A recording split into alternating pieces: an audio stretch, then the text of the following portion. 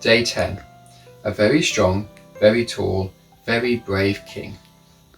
After the walls of Jericho fell down, God's people lived in the land God had made for them. Pretty soon, they decided they wanted a king. The first king God gave them was a man named Saul. Saul was an obvious choice to be king. He was very strong. He was very, very tall. And he was very, very, very brave. God used a prophet named Samuel to guide Saul. Through Samuel, God would tell Saul what to do, and Saul would do it. When Samuel said, "Protect God's people from the Moabites," Saul did it. And when Samuel said, "Protect God's people from the Edomites," Saul did it. And when Samuel said, "Protect God's people from the Ammonites," guess what? Saul did it. Now, remember, Saul might have been very strong and tall and brave, but he didn't win battles because of all of that. He won battles because he listened to God. He won battles because God was with him.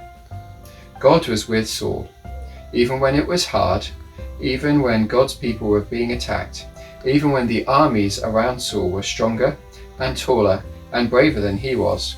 God was still with Saul. But Saul got to thinking he was winning all of his battles because he was strong and tall and brave, and Saul stopped listening to God. One day, the prophet Samuel told Saul, "Protect God's people from the Amalekites," and Saul did it. But when Saul did it, he did it his way, not God's way.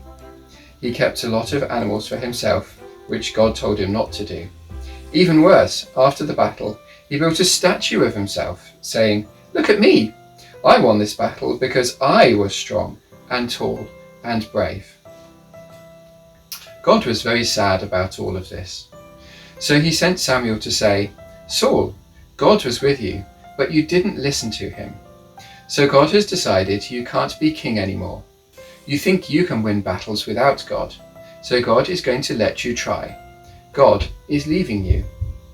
Saul remained king for a while, but everything Samuel said came true.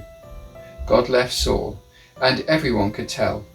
And even though he stayed strong and tall and brave for the rest of his life, he was also sad.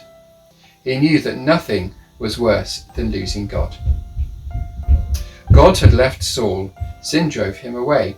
So Samuel began to hope and pray, "God, will you come back to stay?"